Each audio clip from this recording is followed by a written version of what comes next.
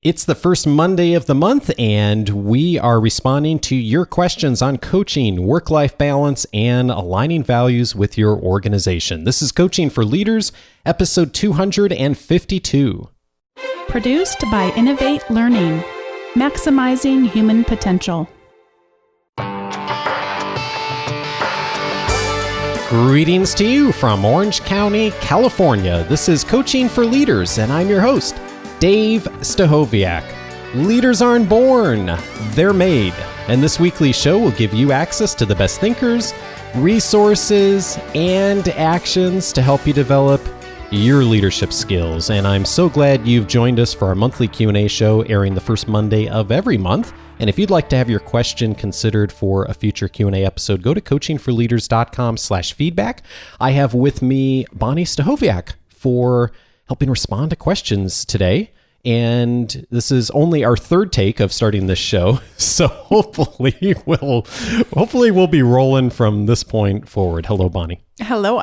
We hardly ever have to do a retake. So for every once in a while, we're going to have a fit of giggles. That's probably a good sign. Exactly. We've been married 11 years now, I think. You're a one-take wonder, my friend. Well, you are very good on your feet. It's good that we still make each other laugh. We do make each other laugh. And speaking of laughter, well, I don't know, maybe it's not a good transition to speaking of laughter, but I am hosting a meetup this week in Chicago. Hopefully we'll laugh. There will be some laughter between me and Beth Bilo, who is also co-hosting the meetup. If you're in the Chicago area, we'd love to meet you this week. If you're listening, it's going to be Thursday, July 7th, 2016. Go to coachingforleaders.com/Chicago if you'd like to learn about that. And there's still time to sign up and join us downtown Chicago the evening of the 7th. Perhaps now that Congress knows how to use the Periscope app, you and Beth Bilo can hop on Periscope and do it live, and people can join you from all over the world, including our congressional representatives. No, I don't think I'm going to be getting on Periscope. No. There's just too many things in life I have had people ask on the show of doing a live video broadcast. I don't know. There's just too many things in life to focus on. I'm trying to get this audio podcast thing down. Yeah. We're approaching 5 years now, and I think I'm just at the point of approaching some level of mediocrity / good on some parts of this. I'm pretty good at multitasking when using technology for things like if I'm delivering online synchronous classes or something like that, I can usually keep my eyes pretty well peeled on ears get peeled, eyes are peeled, something's peeled on the chat box. But I'll tell you that Periscope thing, those things just fly by, especially if you're Cory Booker. Yeah, it's pretty cool technology. I don't know. I'm kind of an introvert, and I'm pretty sure Beth Bilo is an introvert since she's written the Introvert Entrepreneur book. I don't know, us introverts live streaming in a park on Periscope. It's not really our thing. Well, yeah. So anyway, who knows? Let's go to the first question here, though. We have a whole bunch of questions today, as I mentioned in the intro. Our first question here is from Chase. Chase writes in and says, I'm wondering about coaching someone who has inherited a job that pushes them beyond their skill set, specifically someone who was focused solely on a job specifically training tellers. That function moved from HR to ops. HR retained the former teller trainer for a corporate training role. The employee's wheelhouse is black and white training, ops and compliance focused. Now the employee's focus is more on ambiguous training around developing staff on a variety of skill sets. It's challenging for her. I struggle coaching her because her natural drive and skill set is very operations focused. Any advice on some coaching on this topic would be much appreciated. So I'll let Bonni start on this one. One of the first things that I ever learned when I began pursuing education around leadership is about our tendencies to focus either more on relationships or more on tasks.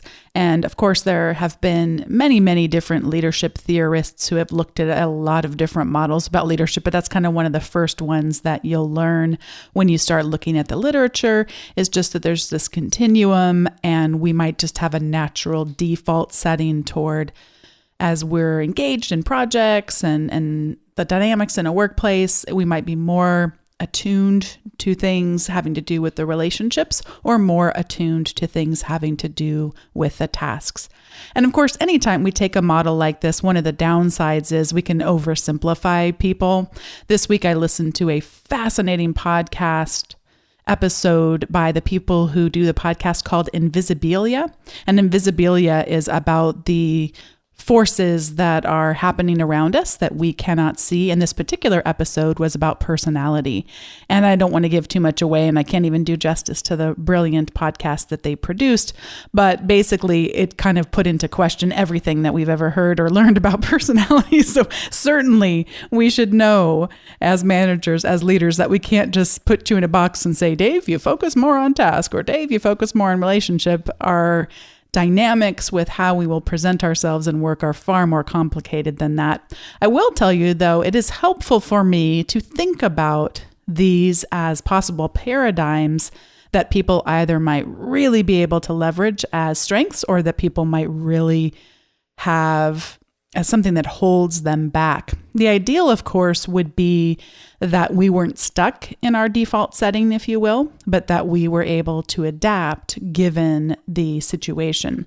And one of the things I would think about is that it's pretty hard if you put someone who's very, very process oriented and ask them to teach something that is not process oriented. It's really hard for people to wrap their head around that, and particularly if there's no desire to do that. I was doing some coaching recently, and one of the supporting characters in this coaching relationship that I have, I noted, very task-oriented. In fact, she said many times, I'm task-oriented, like to get things done. And it was nice for me to know that about her, because I didn't have to then be offended when some people might have seen some of the responses that she had as curt, but I knew this person's very task-oriented, and this person is thinking about the giant stack of things this particular day that she needs to get done before she leaves. Not going to be the best time to engage around the relational side of her work as it related to the person that I was working with. So I think conversations with this person that you're coaching, we can't coach someone if there's no desire for change on the other person's part. So I'd be wanting to explore, to what degree does she view a need for change? I don't think we ever said she was a she, did we? Oh, yes. I struggle coaching. Yeah. I was making sure I wasn't being blatantly sexist. Okay, phew. Sometimes you wonder how something popped into your head, and this popped into my head because you said she. There you go. We'd want to talk to her about what has she noticed about the differences between the work that she'd been asked to do before and the work she's being asked to do now. Are there areas where she sees herself having a challenge? Would there be things that she might like to develop, areas? And because once we know someone has a desire to change, then there's an open door to talk about what coaching might look like. If there is absolutely no desire, then the conversations really need to look to short-term and long-term, what that's really going to look like. I would like to really have a candid conversation if they had absolutely no desire. If they had no awareness, we can still have a conversation and then look for opportunities to bring this up more in the future. But if there's an awareness somewhat, but it's I'm right and everyone else in the world is wrong, that has more of an orientation toward relationship, then it's going to be a little bit of a problem. And I would like to have had those conversations that, gosh, this is what we're looking for in this job. This is what the job really requires, that sort of thing. So that ultimately, if the conversation needs to be, there just isn't a fit here, there are no surprises along the way. And we can have had lots of conversations. I don't mean that we instantly, the first 5 minutes we sit down together, say, oh, you're not going to work here anymore. If this doesn't get shaped up right away, that would not be at all what I mean. But just regular conversations about observations that I had been making. And of course, observations are always much better when we can make them behaviorally. So I don't ever say you have a bad attitude. I say, I noticed that you walked out of the meeting and slammed the door behind you. We talk about behaviors. We don't talk about the words. I mean, they just cause people to be far more defensive if we come up with words that can be construed in a lot of different ways. I was going to add something here and it completely went out of my head. So I guess it must not have been that important, but I like what you said about the whole thing. So maybe it'll come back to me later in one of the other questions. Yeah. So let's move on to our next question. Thanks so much, by the way, Chase, for sending in that question. Bonni, I'll let you read the next one. I have an MSc in Environment and Sustainable Development, and although I do some studies and recommendations on sustainable cities, the reality is that most developers don't care about the environment, and sometimes I feel like I'm missing my ideals. Other team members agree with me. Moreover, when environmental issues are at risk, sometimes I feel uncomfortable because of my beliefs and the developers' expectations. I don't know how much I can stand of this incongruence, but is it something unusual in the workplace? Is it common that you find that you don't agree with the position of the company you work with? Sometimes this position might only be recognized once you're working within the company. Yes is the answer on the question, is it common you disagree with something about your employer and organization? I don't think I've ever been affiliated with an organization where I didn't have some disagreement or some thing that I held indifferent as far as a value that the organization held, at least on something. It may not have been a lot of things, and hopefully it's not a lot of things, and I don't think it's ever been a lot of things, but there's always something that isn't quite in alignment. And so when I think about your question, Diana, I wonder if there's a distinction we could draw and you could consider between people not caring about the environment and perhaps that just not being very high on their priority list. My experience has been, even in industries and working with clients that don't traditionally maybe think about things like the environment, is that people care about the environment. They don't want to do anything to harm the environment. It's just not on their list of like the top business priorities that they're thinking about. And they're very focused on results and numbers. And sometimes that tie-in isn't there for seeing how the environmental concerns may fit in with that. So one thing I'd encourage you to do is to see, is there a place where you could draw that distinction? And is there a way to reframe some of that as just how they may be looking at the issue and looking at things from their perspective? So one past episode I'd certainly recommend specifically for you, Diana, to go back and listen to would be episode number 96. It's called How to Get Buy-in for a New Initiative. My friend Christina Call Martins was on that show, and she put together a major environmental initiative at a Fortune 500 company that's not traditionally thinking about environmental concerns, at least wasn't in the past. And her work, along with the work of many, many people in the organization, really changed a lot of the actions, the behaviors, and ultimately the value that the organization placed on commitment to the environment.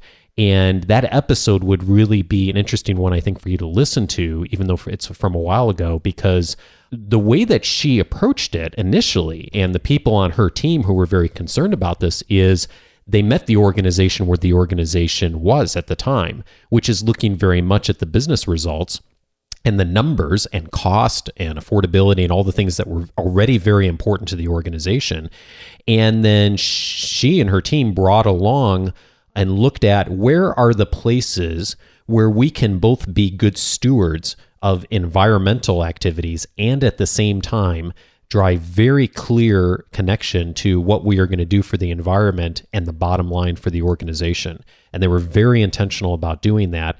And they had a lot of small wins that they did along the way. And as that picked up steam, and as the business results came in that supported the environmental efforts that they were producing, not only did they get more traction for the work they were doing, but the cool thing is the culture of the organization and the value of the organization started to change. Now, if you went to that organization today and said, you know, what's our number one most important thing we're concerned about? I don't think environmental would probably be the number one thing on the list, but it's easily on the top 5 or 6 today because of the commitment that a small team of people made to do that. And so I'd encourage you to really take a look at reframing it in that way of how do you find something that you or your organization could do, or at least get a few people involved in your organization that could start to align with some of the business needs of the organization too.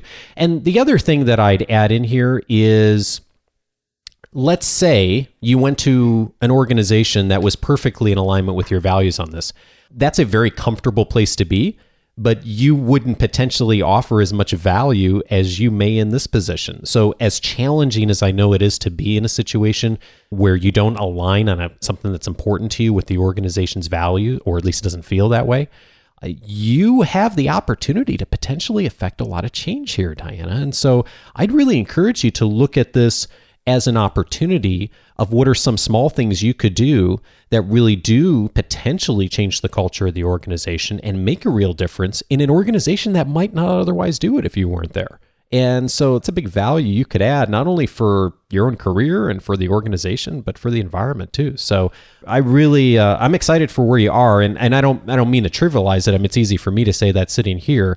There are times absolutely that we're out of alignment with the values of an organization. And that's too far apart where we're not going to find alignment. But this strikes me, just the way you asked this, is a place potentially where you can find that. I hope you'll check out episode 96, because I think it'll inspire you to look for some good ways to do that.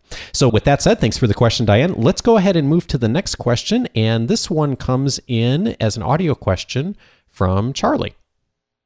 Hi Dave, it's Charlie Douglas from the UK here. I'd like any suggestions you or the community might have for coaching members of your team who have blind spots around the need to develop within their job, who may think that they're great. Why would I need to look at my development because I can do it all? And who may be quite resistant when you do give them positive but constructive feedback on ways that you'd like to see them develop. That's it. I look forward to hearing from you and your community. Hey, Charlie, thanks a ton for the question. And actually, this relates a little bit to the first question here from Chase, I think. And I wanted to zero in on something you mentioned in the question. Of course, there's so many different ways we could go with this, so I'd love to have a chat with you on what some of the specifics are. But one of the things I was zeroing in from your question is positive yet constructive feedback. And so one of the things that I'd be curious about is it sounds like there's not an awareness, to get to what Bonni was talking about earlier, of perhaps some of the job requirements and the performance standards that need to happen, and people assuming that they are meeting those, or at least believing they're meeting those. But it sounds like your perspective is probably different than that on some of these areas. And so as a starting point, are the expectations clear? So is it apparent if we were to go and to ask the people that you're thinking about, what are the expectations for performance and the metrics for the specific things that you're thinking about, and the skill sets and the numbers and the customer data? Do they know that, and are they able to articulate that? If they can't, then that's a starting point for the conversation, is making sure that those expectations are clear. The other thing that I'm thinking about in just the context of how you asked this question, and I don't know if this is true for you, Charlie, but it is true for many leaders. And so I'm going to mention it here because I think this is something for all of us to check ourselves on whenever we're giving feedback, is you mentioned positive and constructive feedback, or positive but constructive feedback.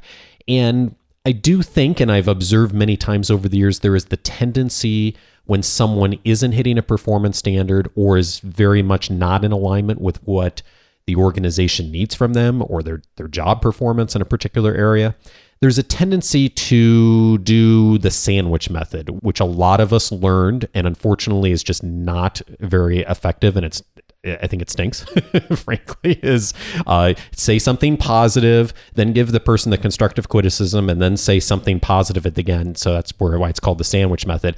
And it tends to, in practice, dilute the message that oftentimes people need to hear, which is you're not hitting the standard in this particular area, because it tends to come off as you're doing most of the things fairly well, and there's this one thing that you need to do better. If someone is not hitting 80% of the performance standards in the job, the conversation should be 80% on how do you hit you're not hitting the performance standards, and how can we get you back to that? So I think you can be encouraging and even kind, and yet very direct about, if the standards aren't being met, we need to work on how we're going to get you back to that point. And so if you frame the conversation around what are the standards that need to be hit, and then how are we going to work to get you back there, and being very frank and direct with people when they're not hitting that, I think that that's an important starting point for how you move forward in that situation. Bonni, anything you would like to add on that? As Dave said, this really can depend on the extent to which someone's meeting the expectations of the job. What you call blind spots, it's hard for Dave and I to know just exactly what are we talking about here. Let's use Dave as an example. So Dave has this podcast. It's called Coaching for Leaders. Let's assume, or I'm going to say assume, it's not true, by the way, but let's assume that he worked for me, and let's assume that I was paying him to do the job of getting a podcast out once a week. and his listener numbers have been going up, and he's had now many times publishers will send books to him of really big name authors and say, hey, could you put this person on your show? I mean, for all intents and purposes, this is a successful podcast, and that's what I've hired him to do. If he doesn't really want to come to me and say, how could I get better at doing my podcast? What kinds of things should I change? To me as a manager, if he's doing the essential function of the job, and he's been meeting the goals, in fact, exceeding the goals. Congratulations, Dave. Then in fact, we do this. I mean, he doesn't work for me. I don't work for him. But with each other's podcasts, we do give each other feedback, but I can't actually ever think of a time that we did that when it wasn't asked for. I mean, we might say, wow, I loved that show. That was really a cool episode. And that was not something that, what did you think of the episode? I mean, so we give positive feedback. But I can't remember a time ever that we went to the other person and said, I want to talk to you. I'm sure maybe it's happened, but it's certainly not something that we habitually do, because you're successful at meeting whatever the goals are. And to me, that would be like, why would you point out a blind spot? Because is it really a blind spot, or is it one of the things where the person's really strong in an area? And when we're really strong in an area, it's really hard for us to be strong in the opposite of that area. Like we were talking about with the earlier question, if I'm super good at relationships, I'm probably not going to be a rock star at tasks. I'm probably not going to be rock star relationship person and rock star tasks. I'm not saying I've never met people who were, but I do notice we tend to lean toward more. It's great when we can build the flexibility to do both, as I said earlier. But if what you're talking about of blind spots are gaping holes, gaping holes that really are performance issues that someone is both blind to or just not willing to have conversations around, then I have got a recommendation of all recommendations for you. And that is a book called Analyzing Performance Problems. I believe we've talked about it on the show, but it's been a long time, by a couple of authors, Robert Mager and Peter Pipe. And the book walks through exactly when somebody is not doing what they're supposed to be doing. And in fact, it's a very short book. I don't even think it cracks 100 pages, if I recall. Very thin, easy to read book, easy to digest. And the end of it is a checklist that you can kind of walk through. A flow chart. It says, have you talked to the person? Have you identified, is it affecting the job? How big is it? I mean, and you can just walk through the whole thing. Because a lot of times what people tend to go to is either training, or you phrased it as coaching. Coaching and training, those are things that only work if the person actually is aware that they're not where they want to be, and they don't want to be where they are. They want to make a change. Giving someone training who doesn't want to change, trying to coach them, what you're doing is not coaching if the person has not embraced the fact that they really want to change and are excited about seeing some of the benefits that change would bring. And so it's just a wonderful resource. I in fact have the book on my bookshelf and reference it regularly. And I also ordered, they have something like 20 packs of printed on a little bit thicker paper where you can distribute the flow chart out to other managers in your company. And I have ordered those for workshops that I've delivered before, because it's just a really great sort of job aid, they would call that. A great job aid to have around for thinking through when you do have some performance problems. I'm so glad you mentioned that, because that book is worth the price just to get that flowchart. And I think the first thing on that flowchart is one of the first things I said, which is, are the expectations clear? And interestingly, to your point, Bonni, I think the last thing on the flowchart is training. That's the last intervention you go to. And there's probably 10 or 15 things between those two that you'd want to be thinking of, at least have thought through of, have we done this first before we start going through and do all these interventions around training or coaching or whatever it may be. So definitely check that out. I'm glad you mentioned that. Great suggestion. Our next question is another audio one from Rasmus. Hi Dave. My name is Rasmus and I'm recording this from Finland. I started listening to this podcast maybe a month ago when I had moved, and I have almost 1 hour and 50 minutes drive to my school. So I wanted to do something productive with that time. So I started listening to your podcast because I almost spent 2.5 hours in my car every day. I'm currently studying to I'm getting my bachelor grade almost done this year, and then after that I'm starting with my master's studies in becoming a teacher. So I was really wondering how to combine family life with all of that. I got a 3-month-old daughter, and the only time I have on evenings is almost that when she's gone to sleep, and then I have to start doing schoolwork and everything. And it's hard combining everything with motivation when you need to rest and so on. So I was wondering if you can give me any concrete tips how to manage everyday life and also keep up with the family life and get everything done to school, and how to keep up the motivation and so on. So I was wondering if I could get any concrete tips on how to keep the motivation going and how to combine everything. Because often when you have that time on the evening, you don't really want to spend them on schoolwork, but you have to do it. So I was wondering how to get everything done. And I also, once more, thank you really much for this podcast. It's giving me a lot, and I'm really looking forward to every episode. Oh, Rasmus, thank you so much for your question. I resonated with it a ton. Like you, Bonni and I actually both have done school in the evening and been working full time at points for years, actually, in both of our careers. So we've been there, and having small children, we think a lot about this as far as life balance. And a couple of things that we do, and I'm sure Bonni will have some thoughts here too. One is I try to give myself a lot of grace. On any given day, I'm out of balance always. So it's a matter of not so much am I going to get out of balance, it's how quickly can I come back to it and center myself. There are days where work takes over. There are days when I spend lots of time on family things, and maybe, I should have worked a little more. So I think that for me is I try to give myself a lot of grace on when I fall out of balance of just doing okay, I'm out of balance at this moment or this day or this week. And how can I come back to being in balance? And I think a lot about quality versus quantity. And it is interesting. I've seen a ton of articles recently on some of the more recent studies. Those of us who are parents of young kids, we want to spend as much time as we can with our children, of course.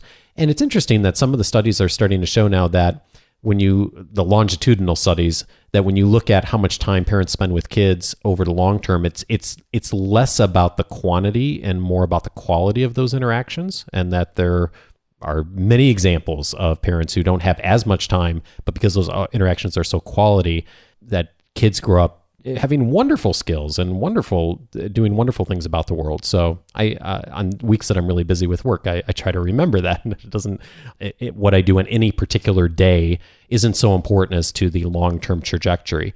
Now, on more of a strategy standpoint, one thing that I've started to do, Rasmus, is, and I've talked on the show before how I do annual planning. I've actually broken that down. One of our mastermind members started to do quarterly planning around goals earlier this year. And that really was attractive to me. I found that has resonated with me a lot. And so I'm actually doing that right now, of setting goals for my work over the next 2 to 3 months, but I'm also setting goals personally. And so, for example, one of the things that was on my list is having time for our kids to go to the beach with us this summer. And so we set a date last Saturday, and we all blocked the day, and we went to the beach, and it was fabulous, and we had a great time. And our kids talked about it a couple days in advance, and they're still talking about it.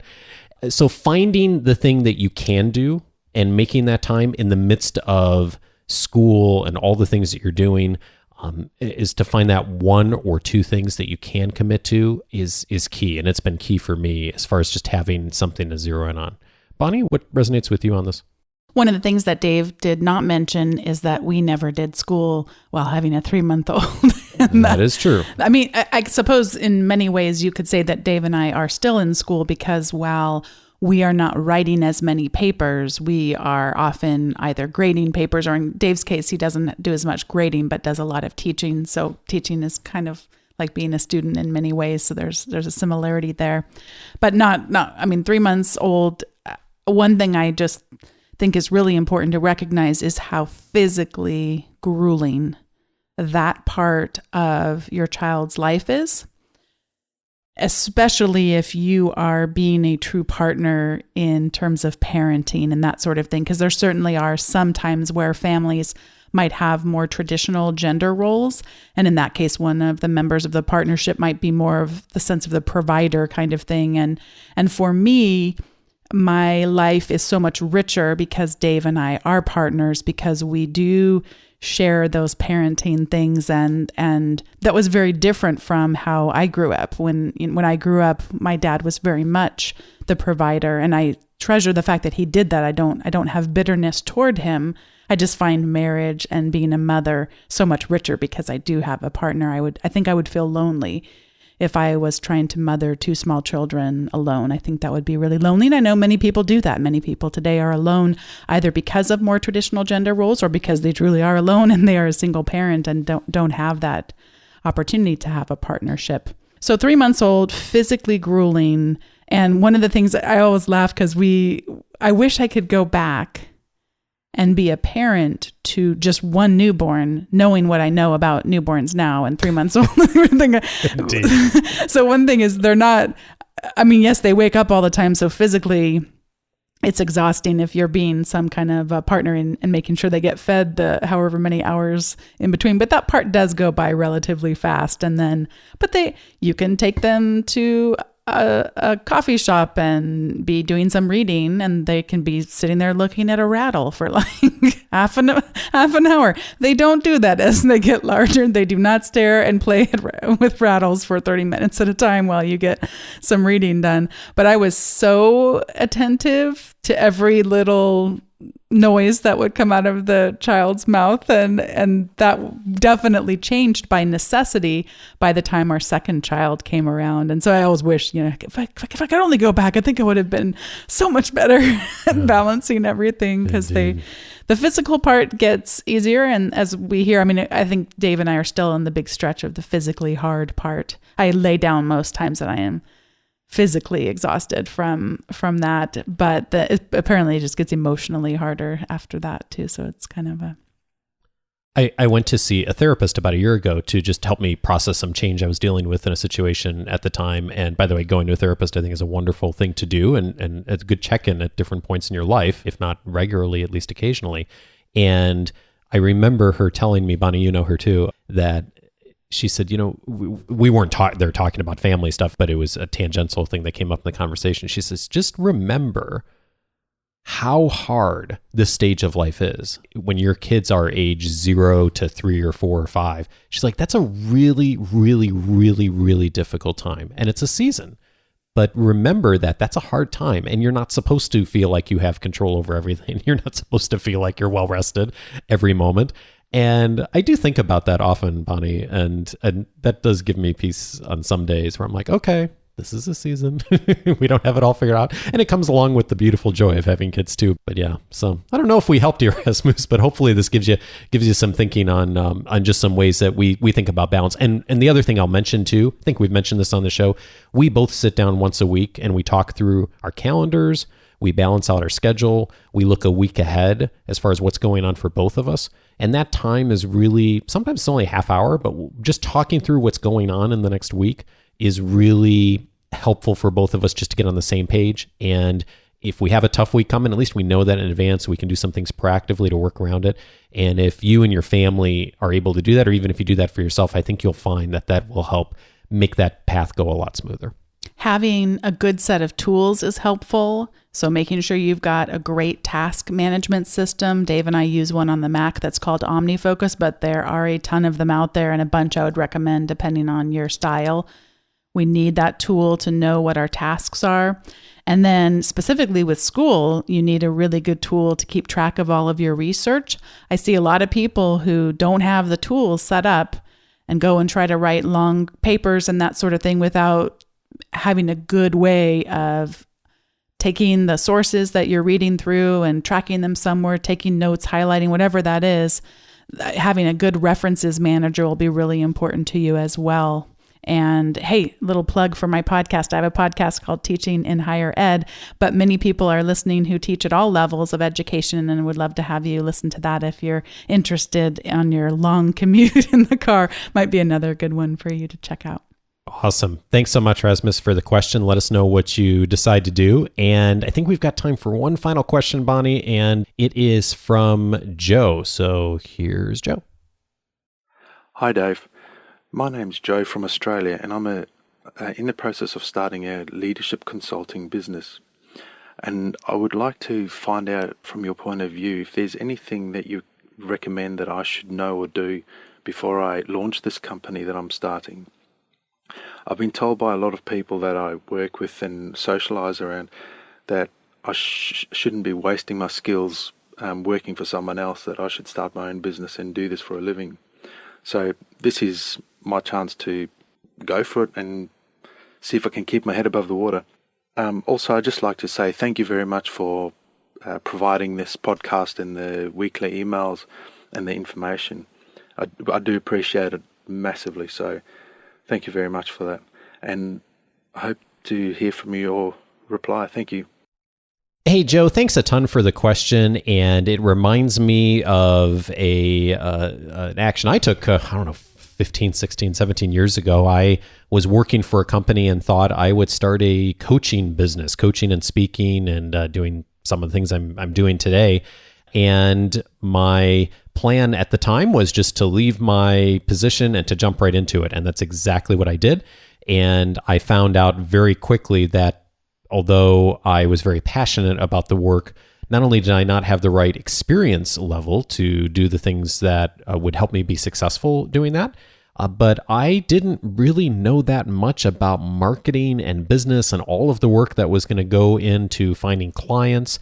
And I have certainly seen this many times with people who are interested in this field as far as leadership and coaching and consulting, is that they do have a great expertise in the particular area that they're in, but they haven't had a lot of experience, even if they have a lot of knowledge around running a business. And so I don't know if that's the case for you or not, because I don't know your background and your skill set. But either way, another way to look at this, and the way I wish I had looked at it at the time, although I learned a ton from the experience, so I value that a tremendous amount and has informed a lot of my decisions in my career since then. But the way that you could look at this is, rather than jumping ship, which you didn't necessarily say, but your question sort of makes me think like maybe you're going to leave and start your own business. What if you started by just taking on a project or taking on a client?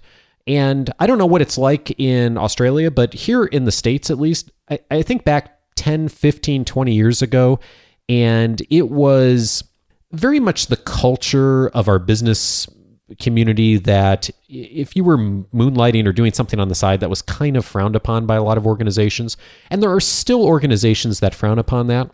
But more often than not, I found it more the norm these days that a lot of people and a lot of organizations are doing a side project or doing something off hours or have flexible schedules and have the ability to try something out. I'd encourage that if you can, because it's way less risky. You will make mistakes as you start off, as I did when I started the Coaching for Leaders project, and still do, of course, but the big mistakes you're going to make early on. And so if you can make your mistakes early on, learn from that, get some experience while you still have the income coming in from the job you know well and probably can do very successfully, that's a huge plus for you. And I would encourage you to check out two resources as well that go along with that. One is a book called The Lean Startup by Eric Ries. I read it in the past, and it's really informed a lot of my thinking just on not only business, but doing a lot of things new or differently.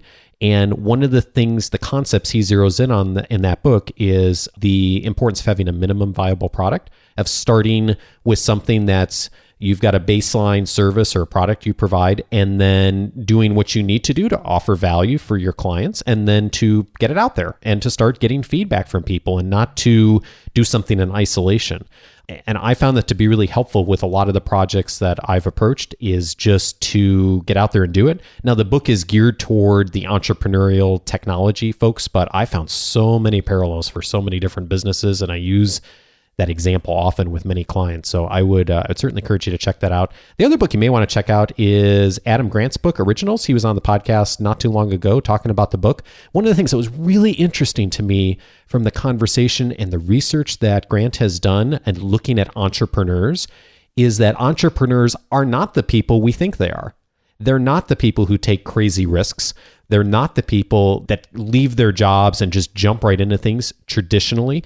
Yes, there are people that do that, but if you look at the actual data and the research, the people who actually are successful as entrepreneurs, who build sustainable companies, more often than not are very risk averse. They work in their jobs and do something part-time for a while to make sure that it's working, to make sure that they've got their systems down, They often have several fallback options if things don't work out. So that traditional mindset we think about with entrepreneurship is sometimes not accurate. And I really found that book to be really interesting and this conversation to be really interesting around that. And I'd certainly encourage you to check that out if you haven't already, because I think that it'll encourage you to do what I've learned to be so important, which is to take small steps to get there. Then it's a very natural transition once the clients are there and you figured out a lot of the steps on making that next transition or that more formal transition to the business full time.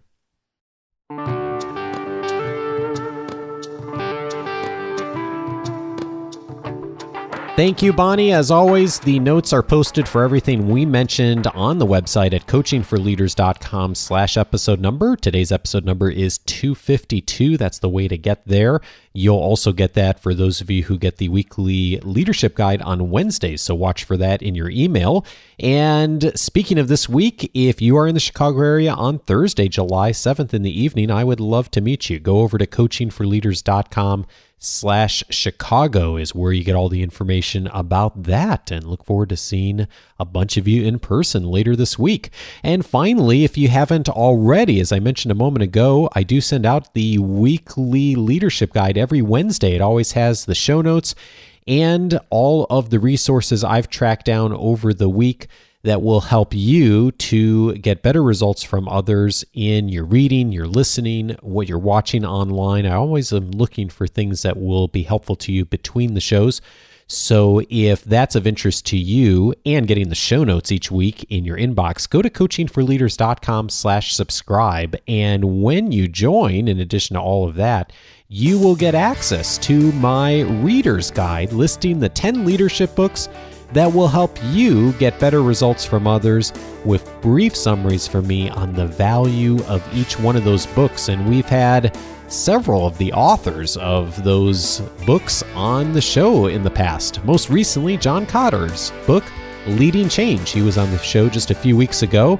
His book is a fabulous read for those of you who are looking for ways to navigate how to lead change in your organization, as well as his new book that we talked about. And that's just one of the 9 that are there. It's a great start for your leadership development if you haven't done much reading recently. Again, coachingforleaders.com/subscribe is the way to access that.